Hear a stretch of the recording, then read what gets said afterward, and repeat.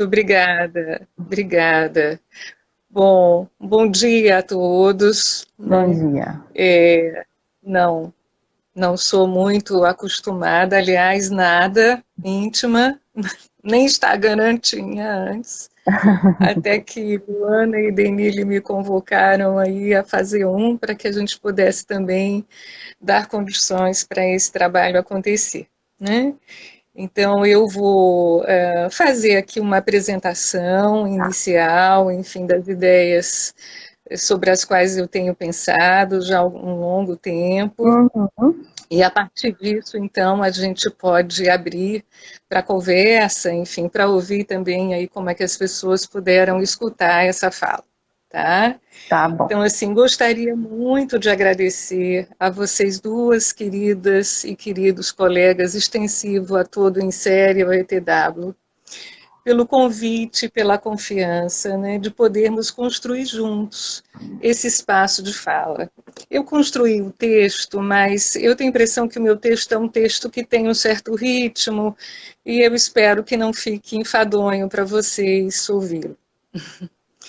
Então, esse espaço, né, assim, queria também parabenizá-los nesse sentido, é um espaço que vem sendo sustentado há muitas semanas, né, com discussões importantes sobre o fazer clínico da Uhum. psicanálise nesses tempos de pandemia, né.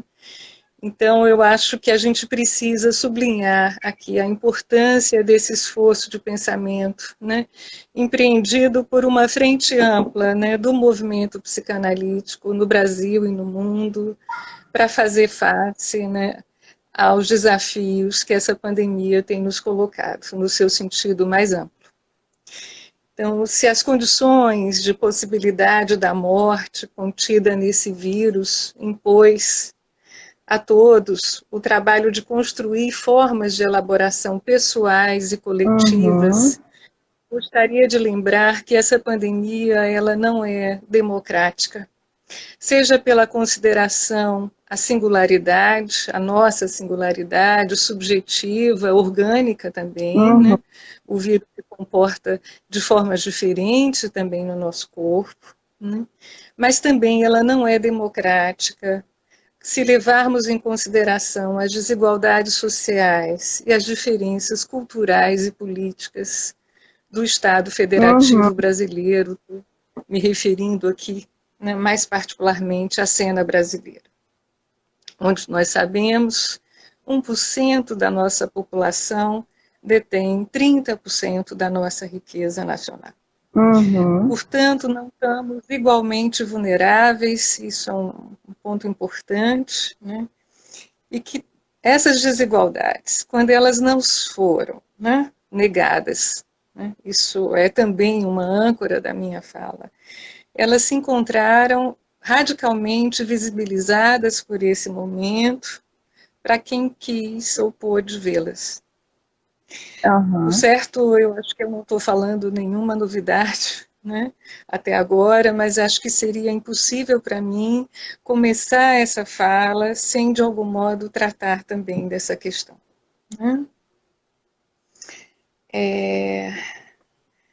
Mas gostaria, né, de também frisar mais particularmente essa dimensão de uma negação de Estado, onde as instâncias de poder agem, né, como disse já Octávio Manoni, eu sei, mas mesmo assim, né, ajo como se não soubesse. Uhum. Terreno a partir do qual brotam as sementes dos discursos e das práticas totalitárias dos regimes sociais de exceção, que colocam justamente as nossas diferenças, as nossas singularidades, as nossas desigualdades como alvo da nossa destruição.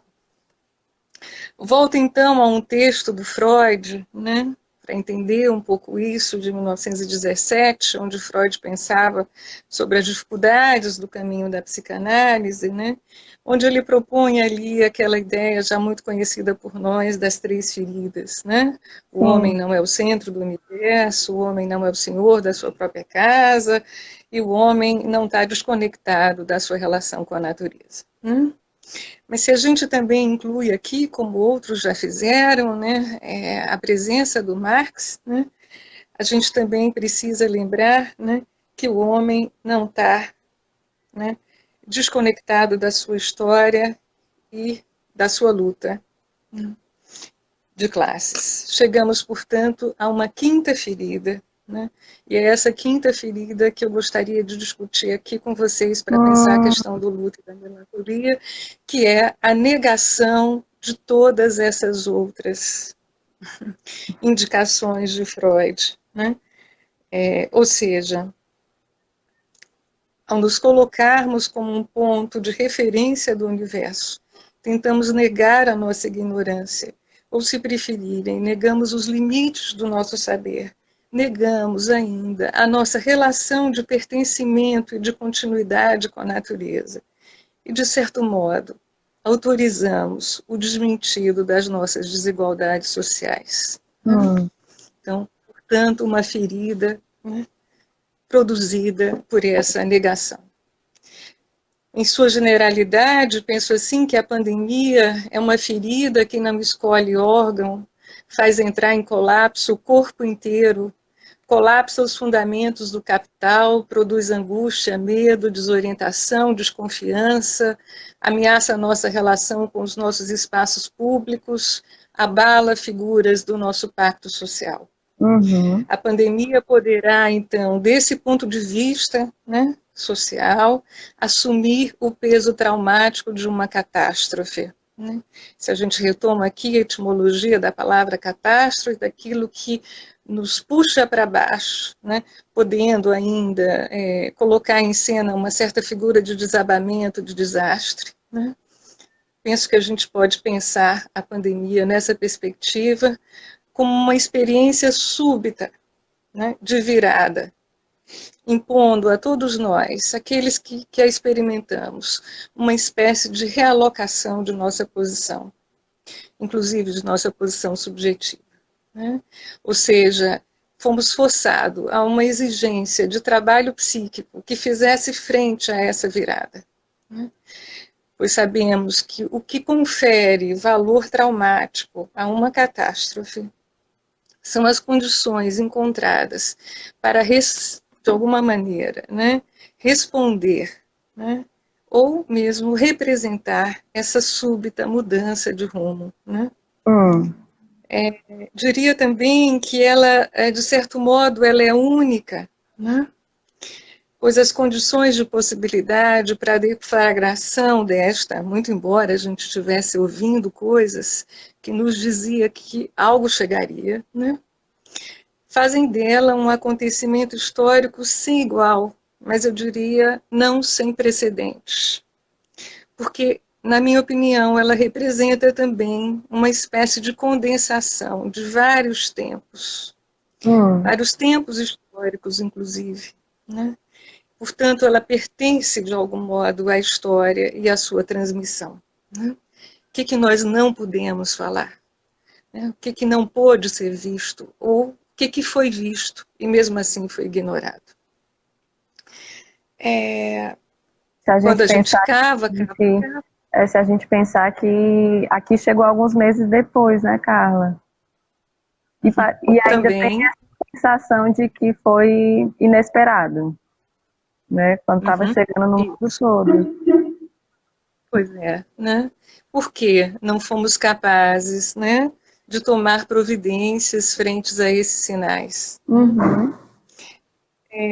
Acho que quando cavamos, né, e se a gente vai procurar, a gente sabe disso também dentro de um processo, né, de análise, né, encontramos restos, signos que representam núcleos de nossa história, né, por nós rejeitados. Vamos aí visitar as nossas velhas angústias, os desmentidos da nossa história, que agora então retornam com a força de uma água represada, para usar a imagem freudiana, de um dique que foi aberto.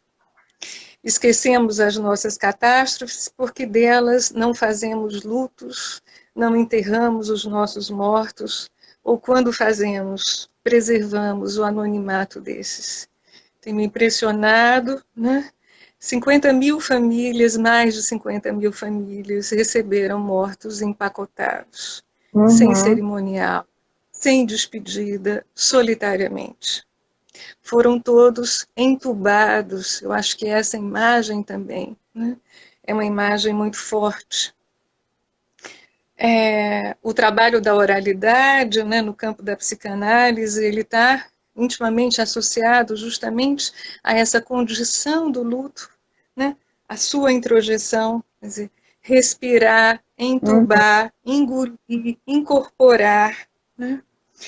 É claro que a gente não sabe aqui quais são os efeitos, né, dessa experiência de intubação, né, na sua forma mais ampla como metáfora. Acho que isso, né, só depois, a depender dos rumos da história, com H maiúsculo, da história de cada um de nós. Mas eu acho que a psicanálise precisa hoje, sobremaneira, da história com H maiúsculo, né? E aqui entra a minha fala mais pontual, acho que ela precisa também do luto e da melancolia. Né? Por quê? Né? Um ano depois do início da Primeira Guerra, né, Freud escreve esse texto, um belo texto, aliás, ele escreve Luto e Melancolia também em 1915, né? E, simultaneamente a esse momento, Freud também escreve um texto sobre a transitoriedade. Né? E ali é um texto sob encomenda, né? Um texto para homenagear a Goethe. Então, Freud resolve analisar, né, aquilo que ele chama de um penoso desalento sentido por Rilke, né, frente à transitoriedade do belo e supostamente a uma perda do seu valor. Né? Em sua discordância, Freud afirma: o valor da transitoriedade é o valor da escassez do tempo. Mas o elogio freudiano, né, bom dizer isso, em tempos atuais, não é um elogio cínico, né, nem sádico, ele não diz, bom, e daí, vamos todos morrer, e é disso que se trata.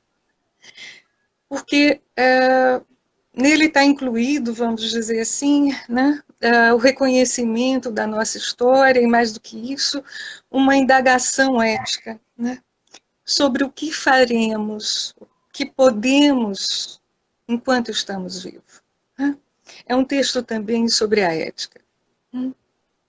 Ou seja, é porque conhecemos a nossa finitude e fazemos um luto na crença onipotente de que somos eternos, que a beleza se torna passível de fruição. Portanto, a negação do luto torna-nos vulneráveis ao ressentimento e à renúncia. Né? Isso é uma coisa fundamental dentro do texto do Freud. Né? Portanto, renunciamos ao que diz Freud nesse texto, e diz também no Luto e Melancolia, renunciamos a uma certa fruição da beleza, renunciamos à palavra, né? Renunciamos à libido, moeda importante para o laço entre os homens. Né? O Safatler chega a afirmar que a libido é a moeda da política. Se o luto, né, diz Freud, chega, portanto, a seu termo, claro que a gente precisaria aqui pensar o que é o termo, né, de um luto, estamos novamente liderados para inventar, valorizar, investir em novas formas de vida. Do contrário, permanecemos vulneráveis ao medo, ao sofrimento patológico e à melancolia. Então, proponho assim tratar, né, essa negativa social do luto como um fator de vulnerabilização ao trauma. Né? E aqui eu sigo bem juntinho de Freud e Ferenczi. Né? Portanto, assim, para encerrar essa questão do luto, a gente pode dizer que o luto é uma modalidade de trabalho psíquico, né, que intercruza essa dimensão da singularidade com aspectos culturais relacionados às nossas práticas de vida. Né? Portanto, a gente poderia talvez dizer que o luto é um fazendo, né, fazendo junto. Né? Assim, ele tem uma dimensão que é uma dimensão pública importantíssima. e acho que também uma dimensão política, né? Então, o luto é ainda uma experiência que a gente pode dizer que está associada a uma dimensão da nossa transmissão cultural, né? E diz ainda Freud, o luto não diz respeito apenas ao desaparecimento de um objeto concreto, né? Mas a perda de alguma coisa que está relacionada a um ideal, né? E essa dificuldade, né? Exigirá de nós um trabalho de circunscrição, né? Então, mas isso que eu acho que é o mais importante, o luto é um processo instaurador de novas condições de pensamento. Por isso que diz que precisamos também dele, né? E de simbolização. Portanto, ele se dá no contraponto, né? Num certo contraponto com a violência, essa violência que nega a palavra e que nega o reconhecimento, né? Então, a gente jamais pode considerar o patos do luto um patos patológico, né? Mas um patos que implica a nossa tomada de posição. É isso, né? Por isso a sua relação com a política, né? Porque ele nos forçará a tomar uma posição. E por isso a relação dele com a ética, com a escolha. Né? Então, dito isso, vou pular aqui um pouco, senão não vou conseguir, enfim. A gente tem tempo. Vou levar muito tempo. A gente tem tempo. Então, o luto ele estaria, então, colocado, né, numa certa articulação com tudo essas dimensões, inclusive culturais, históricas, da qual estou falando, né, e, portanto, ela está relacionada, né, à dimensão social, dos nossos direitos humanos, do respeito às nossas condições de vida, e, portanto, né, no estabelecimento das nossas relações de confiança com o mundo, né? E aí podemos nos perguntar, na outra ponta, né, quando é que o luto se faz traumático? Né? Quando é que ele dispara uma forma de sofrimento que nos imobiliza e nos faz entrar numa espécie de colapso psíquico, né? Provocando uma sensação de desabamento, né? De perda na nossa crença no futuro, na confiança em nós mesmos, na confiança nos outros homens, enfim, né? Nos faz penetrar numa dimensão que é muito mais a da catástrofe, a do desastre, né? Ferenczi sublinha esse caráter, né, importantíssimo, intersubjetivo e social de uma cena traumática, né?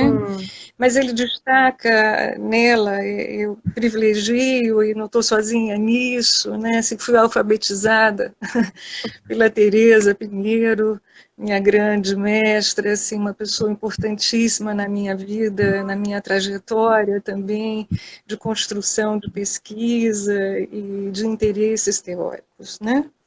E a gente, nesse trabalho, né, tentávamos resgatar a potencialidade de pensar de novo, né, toda essa dimensão, inclusive social, do desmentido e da desautorização subjetiva. Né? Então, o que é o desmentido, Ferenczi? Né? Ele consiste justamente nessa ideia de que um caráter traumático de uma experiência, né, ele é dado, né, a partir da confiança acreditada no valor, né, dado à vida e à palavra de quem testemunha, né, a ferida ou o agravo sofrido. Né? A confiança na palavra de quem dá esse testemunho, né? O crédito a essa palavra, ou no outro extremo, a sua desautorização estava intimamente relacionada com esses destinos, né? Eu estou o tempo todo de uma experiência. Eu estou o tempo todo pensando aqui, Carla, desculpa te interromper.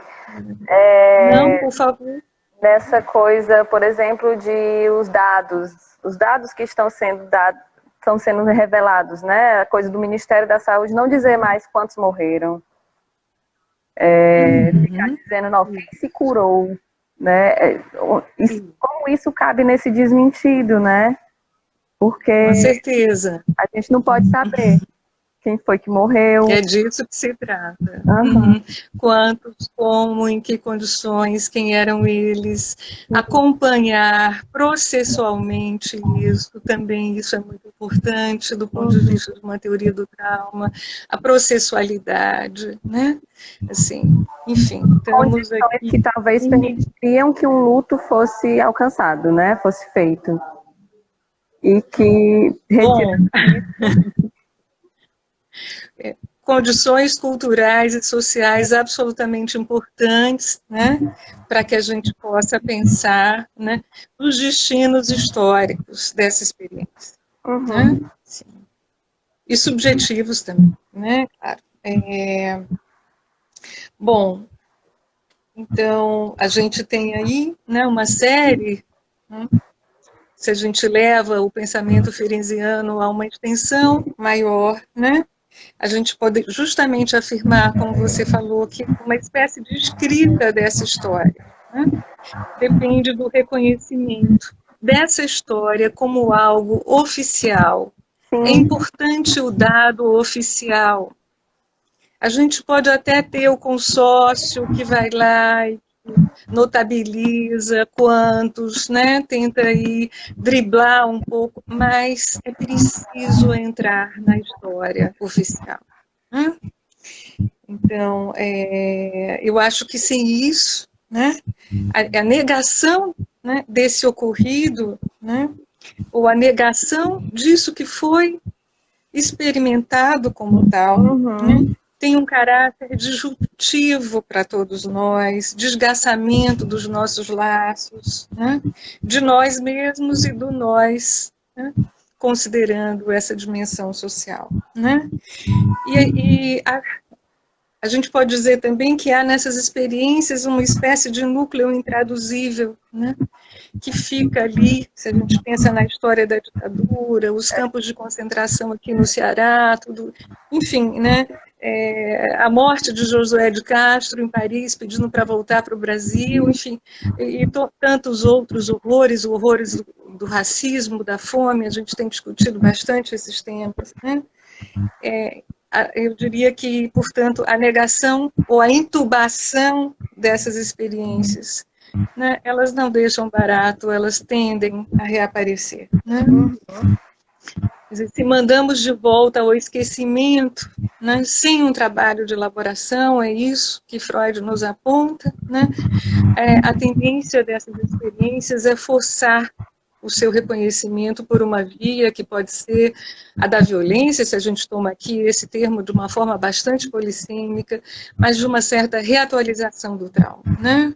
Ou seja, transformada numa experiência tabu, essa experiência ela ganha uma espécie de estatuto de uma ferida incurável, intratável, inelutável, né? E do ponto de vista ferenziano, a gente ainda poderia acrescentar que aquele que sofre a violência do descrédito, né, também sofre efeitos, né, sejam eles da culpa, da identificação com o agressor, do coma psíquico, né, essas situações que a gente pergunta, mas que é isso, que apatia é essa? Né? E a vergonha de sermos de estarmos vivendo tudo isso, né? Também.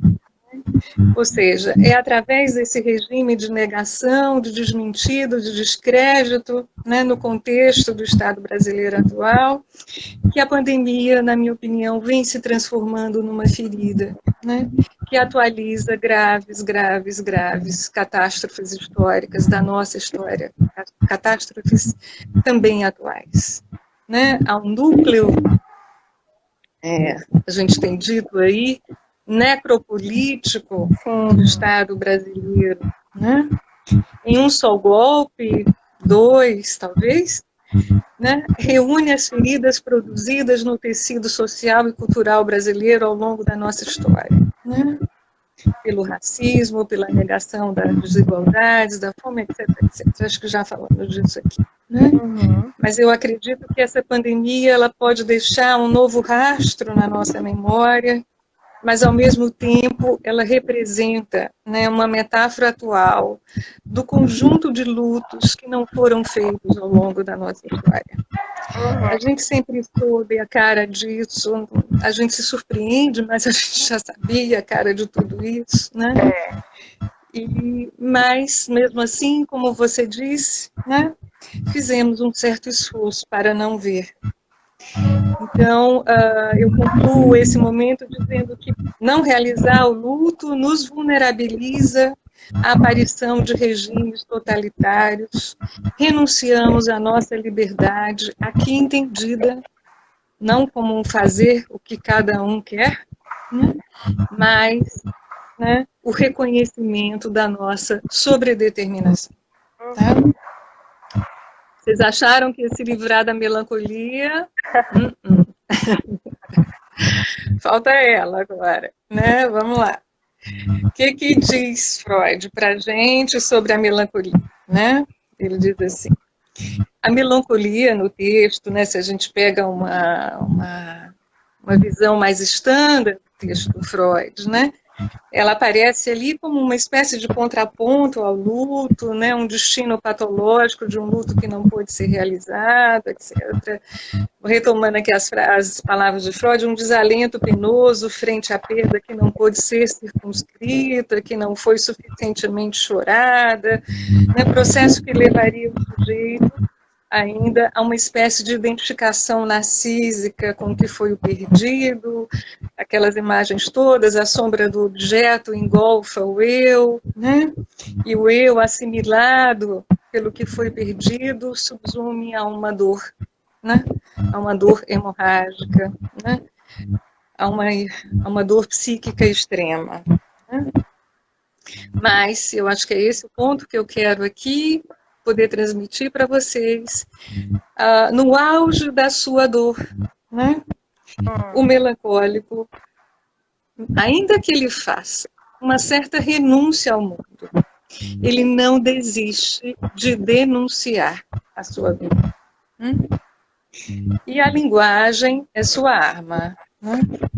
E aqui eu vou, junto com Teresa também, né, retomar aquilo que ela formula, né, como uma espécie de texto imagético da melancolia, né, que se caracteriza, diz ela, por uma espécie de formalização de uma cena, né, essa ideia de um arranjo, de um estilo de fala muito marcado, né, pelo excesso descritivo, né, por um certo apreço, né, à palavra, nas regras da sintaxe, né, um pouco parecido com esse texto aqui.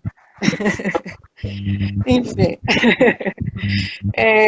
Mas a polissemia e a ambiguidade das palavras, né, que eu espero que esse texto tenha, ele é, de algum modo, anulado, né, por um projeto de trazer essa palavra, né, como absoluta. Né?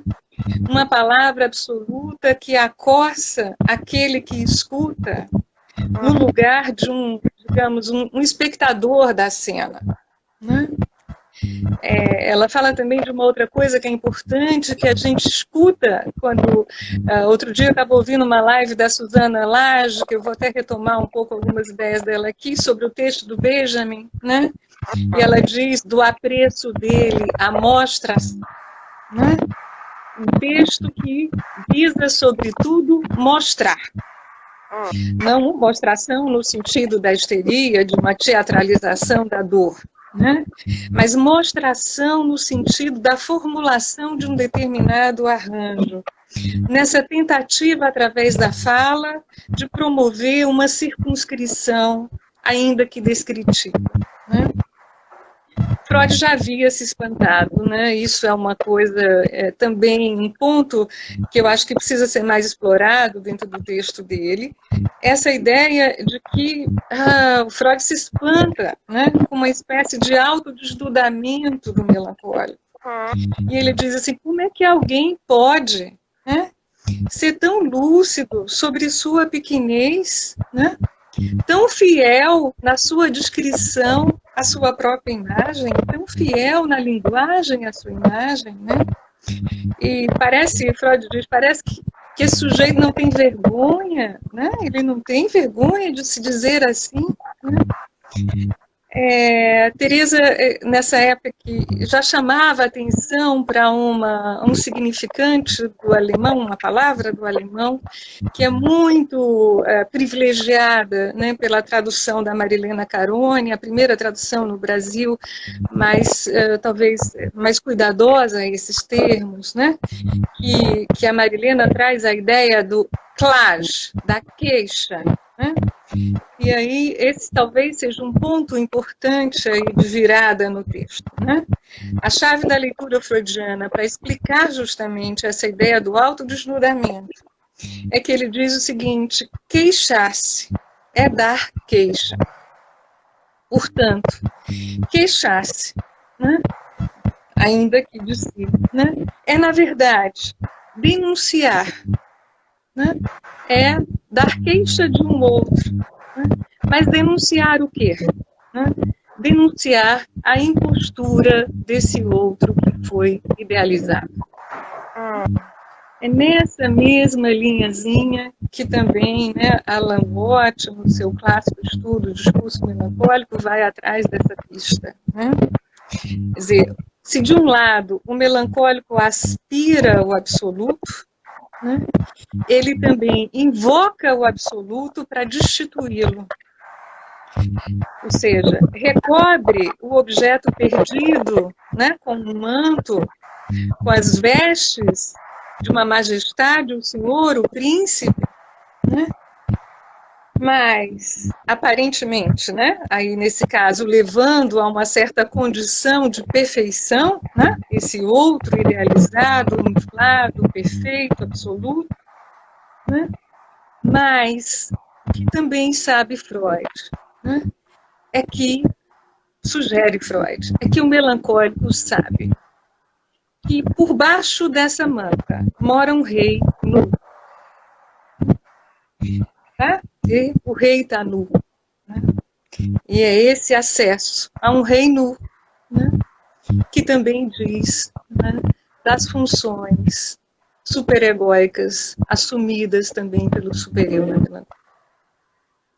Portanto, assim, a melancolia, ela é, para mim, uma figura de fronteira.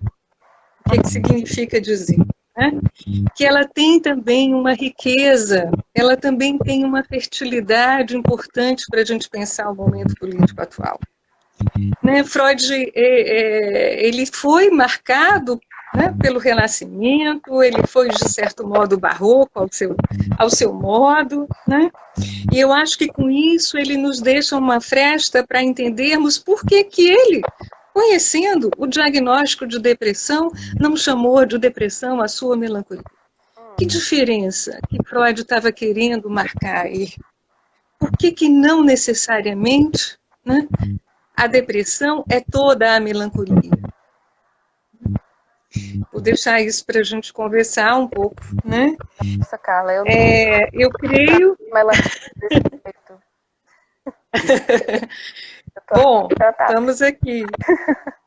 Eu creio, né, que existe, porque, né, se Freud, um leitor dos textos, da tradição também, penso numa evocação que não foi feita, mas que já tem sido feita nesses trabalhos ao longo desses anos, que retomam a questão do problema da melancolia e recuperam a ideia de Aristóteles no problema 30, da relação entre a melancolia e o gênio de criação. Né? Quer dizer, e aí talvez a gente pudesse arriscar um pouco aqui de pensar também que o melancólico é um homem da excepcionalidade. E seu transbordamento se circunscreve com a criação, né, e com a ação. Essa é a tese do Aristóteles no problema 30. Né? Todavia, o seu torpor, o seu coma, a sua depressão, o seu furor, né? Isso tudo que fala da sua renúncia, né, de algum modo, nos evoca também a pensar uma dimensão política da melancolia. Tá? Se Lacan traz a figura da covardia, né? Ele vai pensar nessa dimensão de desistência, que também mora ali, né? Fala baixinho no ouvido do melancólico, né? E ele chama isso de uma espécie de covardia moral. Eu costumo crer que há uma certa positividade nisso, né? Se de um lado, né, no seu avesso, a melancolia é uma figura afirmativa também da política, né, propositiva, porque ela é aquela que não se engana com qualquer coisa. Todavia, como todo avesso, tem o seu direito, né, e a sua direita, né? No caso aqui, diria que essa direita da melancolia pode ser assimilada, né, pelo ato de renúncia e de desistência, né?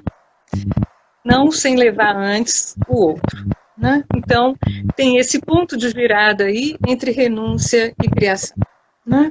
Quer dizer, aqueles que permanecem decepcionados, ressentidos com o não cumprimento de uma promessa. Acho que aqui mora o perigo, né? Impedidos de dar um certo passo à frente, né? Ficamos refém de um passado idealizado sem apontamento para o futuro. E essa espécie de afânise, como diz Lacan, para falar da questão também, né, desse momento de desaparecimento do sujeito, né, é nesse momento que nós todos somos forçados a uma escolha, a uma tomada de posição, ou então nos rendemos a uma alienação. Né? Alienação ao discurso desse outro, à promessa desse outro, e etc, etc. Né? A Susana Lage faz aqui uma articulação que eu acho extremamente bonita entre o trabalho do melancólico e o trabalho do tradutor. Né? E ela diz que, assim como o melancólico, o tradutor precisa, em algum momento, se emancipar da sua língua de origem. Né? Precisamos, de algum modo, rearticular, né, a partir de uma língua própria, a língua do nosso colonizador. Colonizador aqui, enfim, cabem várias coisas. Né? Aquele que nos traz ao mundo, aqueles que, de algum modo, nos oferece um tesouro de narrativas e de significantes também. Né? Ou seja... Aquele que nos impõe uma forma de ser. Que nos impõe uma forma de ser. Que nos oferece aí um cardápio pobre, sem muita saída, né? Para aquilo que podemos também fazer em nosso nome próprio. Né? E aí tem uma frase linda, né, da Neuza Santos, né? Um trabalho bonito sobre a questão da psicose, já morreu, enfim. É que ela diz, é preciso rebatizar o mal que está em nós como o melhor de nós mesmos. Em algum momento, né, temos que tomar isso de volta. Né? Quer dizer, então, mas vocês devem estar me perguntando, meu Deus, e a cena brasileira? Vai já terminar e não chegou ainda lá, né? Bom, eu vou contar só uma pequena anedota para terminar. Tá? Pode, Luana, ainda? Pode. Fazer essa conclusão? Pode. Ok. Né? Tá faltando, então a gente tem tempo ainda, acredito. Ok. Acho que temos uns 20 minutos, pelo que eu estou aqui também olhando. Né? Quer dizer, o que aconteceu na cena brasileira, né, quando se fez necessário assumirmos o nosso próprio nome? Né? E aí muitas coisas aconteceram, muitas e continuam acontecendo, né? Isso não está no passado, isso está aqui, atualíssimo. Né? Mas me lembrei de um pequeno detalhe, né? Quando Dom Pedro II veio, inclusive veio ao Ceará, né? Forçado pela imprensa na época, né? na corte, vem visitar as províncias do norte, né? E ele diz, então, naquele momento, venderei, serei capaz de vender até as últimas joias da coroa, né? Para acabar com a fome, com a seca das províncias do norte, alguma coisa nesse sentido. Né? Eu acabei não tendo tempo de recuperar exatamente a frase. Né? Quer dizer, a unidade nacional que ele, antes da sua saída, pretendia, por favor, eu peço aqui que vocês não deduzam da minha observação e da minha escolha por essa fala, né? Um apreço ao regime monárquico, não acho que, que as nossas soluções do presente estão no passado, não se trata disso, mas eu trago essa operação, né, essa fala, porque eu acho que ela expressa a ideia de um passo à frente, né? E de que esse passo à frente, ele depende do trabalho da inclusão dos que ficam para trás como um resto inassimilável. Né? Quer dizer, precisamos incorporar, né? Precisamos, de algum modo, dar um destino a isso que ficou de fora. Né? Bom, alimentar os famintos da província do norte, como incluir no processo civilizatório brasileiro aqueles que foram excluídos da nossa história. Bom, Dom Pedro cai, né? Vai embora, é deposto, morre em Paris, né? No seu caixão, ele pede para que sejam colocadas saquinhos, né? Com terra de cada uma das províncias do Brasil, né? Mas é nesse contexto também, né, que nasce a República Federativa Brasileira sob as hostes parnasianas da bandeira nacional, né? Ordem e progresso. Bilac, Olavo Bilac, né, grande escritor parnasiano, foi o poeta da República, né, deu a ela o seu estilo, né, e sob o comando dessa República militarizada, então, Canudos foi destruída, né, por exemplo. Né? E retoma, então, aqui uma ideia trabalhada nos últimos anos de que o sertão, para além da delimitação de um espaço geográfico, ele serviu na formação do pensamento brasileiro como uma espécie de espaço ficcional, como uma espécie de mito fundador para a construção de um certo ideal de nação. Mas a Marilena, né, Chauí, para não deixar nos enganarmos também com isso, diz assim: mito fundador é aquele que não cessa de encontrar novos meios para exprimir-se, novas linguagens, novos valores e ideias, de tal modo, esse pedacinho da frase, quanto mais parece ser outra coisa, mais é a repetição de si mesmo. Dito de outro modo, né?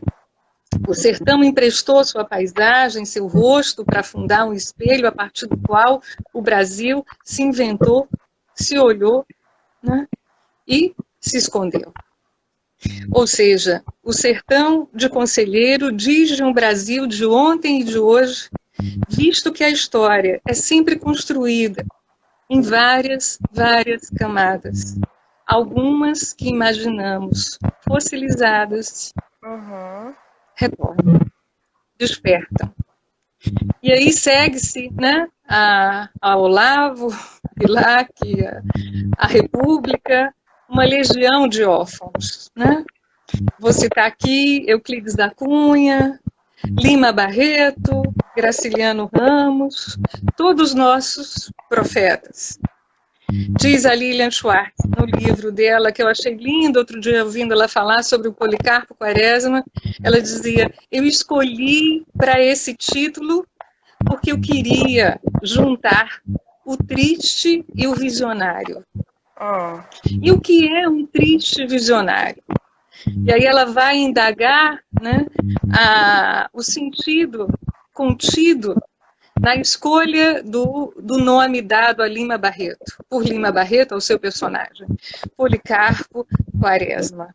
Policarpo é fruto, a ideia do fruto, do que frutifica, triste e que frutifica, né? E Quaresma, que contém também essa ideia de um tempo de espera, de um tempo de ressurreição, A palavra é perigosa, eu sei, né? Porque é aqui também, nessa encruzilhada, né, que a política se encontra com a religião e pode fazer grandes estragos, né? Então, mas eu trago esses elementos para lembrar que talvez a nossa fúria antropofágica, né, que é o que se segue do ponto de vista da urgência de um Brasil moderno, talvez tenha canibalizado ou carnavalizado demais, muito precocemente, uma tristeza necessária a nós, brasileiros. Graciliano é ácido e absolutamente irônico com isso, né? E vai nos falar de uma nação macaqueada, né? Essa ideia da impostura, né? Mais uma vez, somos lembrados que fundar, criar uma língua, dar dignidade ao nosso nome, significa uma disposição para vender até as últimas joias da coroa. A bolsa ou a vida, né? Paulo Prado, no seu livro Retrato do Brasil, né? Ele localiza o nosso colapso, né, na cobiça e diz, bom, é ouro, é ouro, é ouro, é ouro, né? Por que não conseguimos pensar em outra coisa, né?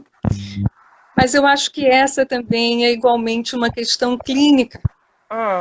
Quando não suportamos, em algum momento, empobrecer, né? No sentido amplo dessa palavra, perder as nossas joias, já que vão os anéis e ficam os dedos, né?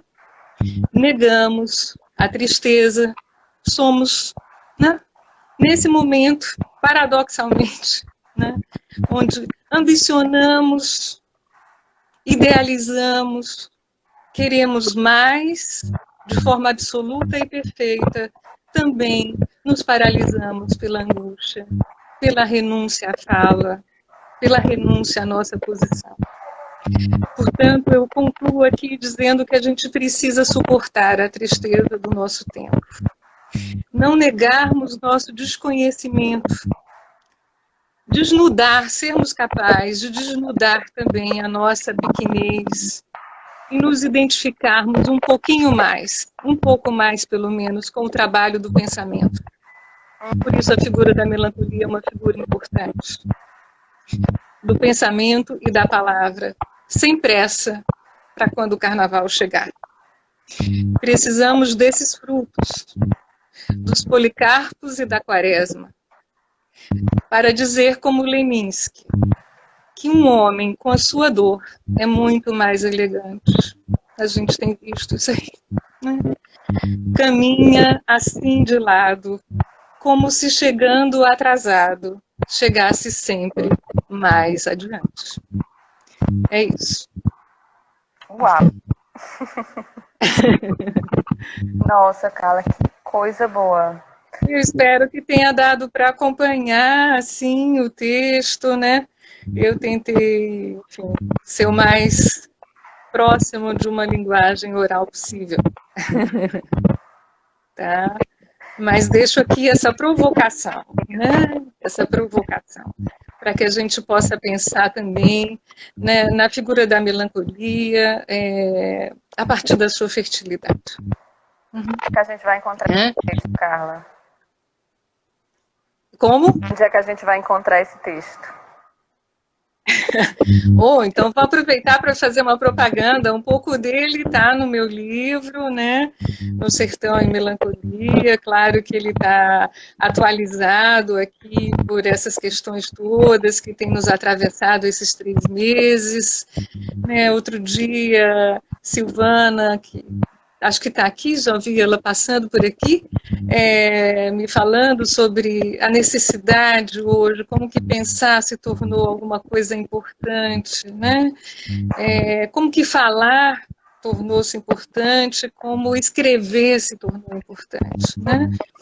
Então, a gente tem escrito para sobreviver, né? Assim, tem, de algum modo, pensado essas coisas para poder dar um contorno, né? Nesse súbito deslocamento a que fomos todos impostos, né? O nome do seu... Mas, bom, eu posso mandar para você o texto. para quem quiser. O quê? O nome do seu livro é Sertão e Melancolia. Sertão e Melancolia, Espaços e Fronteiras.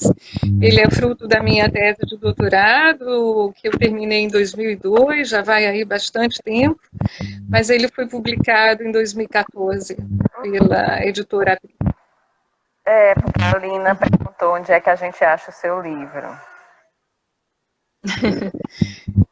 Eu acho que tem que fazer aí uma solicitação. Eu tenho a impressão que é possível comprar pela estante ou pela Amazon, ou mesmo pela...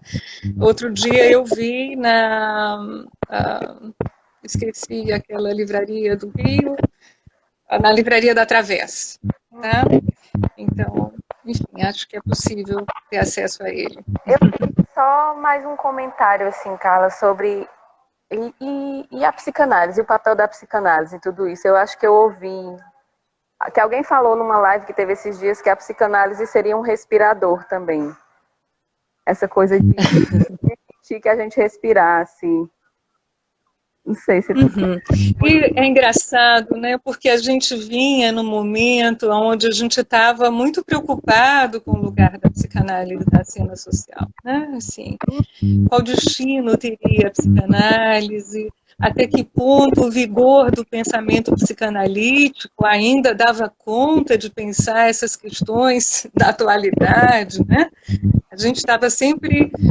bom, acho que essa pergunta é uma pergunta fundadora. Eu acho que a gente tem sempre que partir desse lugar de um certo incômodo, né? Dentro do campo psicanalítico, na clínica e na cultura, né? Assim, mas eu acho que a psicanálise tem dado um testemunho tão importante do seu vigor esses dias, né? Assim, no sentido mesmo de poder fazer um esforço mesmo, como eu disse, um certo esforço de pensamento, né? De pensamento e de ação, né? De provocação aí no sentido potente dessa palavra, né? Para nos fazer pensar e nos deslocarmos também dentro dessa cena contemporânea brasileira, né? Eu estou muito otimista, assim, com o que nós temos enquanto elementos de pensamento, né? Para a reconfiguração do lugar da psicanálise, seja no Brasil e no mundo também. Bom, mas eu sou otimista. Você é otimista. E fala de luta e desespero, né? Ué, mas é por isso mesmo, vai ver. Fiquei muito... Assim, foi muito bom ouvir, porque eu nunca, como eu te disse, eu nunca tinha pensado sobre melancolia, pelo menos assim, o luto até tinha, né? Mas melancolia eu nunca tinha pensado por esse lado da denúncia, da queixa, as questões políticas que você trouxe tão bem aqui. Coisa do que a gente agora com essa pandemia e o que a gente vai viver no futuro também da cena brasileira se a gente continuar nesse desmentido, né? Se a comissão da puder ir para frente, se a gente não puder falar dos nossos mortos e não puder cuidar deles, né? Ou sofrer junto. Isso. Como você falou do luto, de estar junto nesse sofrimento, né? Sim, eu acho que assim, guardando uma marca da psicanálise, que é sempre uma certa marca da indeterminação também, né? Assim, não existe um cuidado padrão, né? Quer dizer, não existe um como cuidar nessa pandemia, como fazer nessa pandemia, como fomos atingidos nessa pandemia. Essa resposta, eu acho que ela só pode ser dada, do ponto de vista da psicanálise, sempre no singular. Né? Eu acho que a gente precisa guardar essa ética, né? E de modo que fazer operar com ela, né? Eu acho que nos fará sempre, de algum modo, inaugurar um ato, né? Um ato novo, né?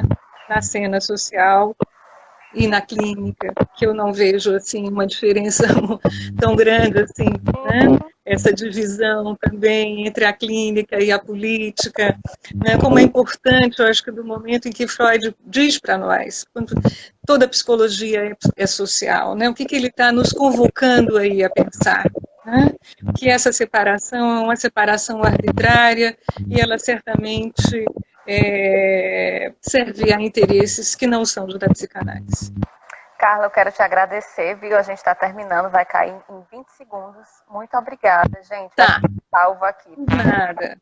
Por nada. Muito obrigada a vocês. Desculpe o longo texto e não ter sido possível também dialogar com todos que estiveram aí. Eu agradeço muitíssimo a todos que puderam também estar conosco, escutando alguma dessas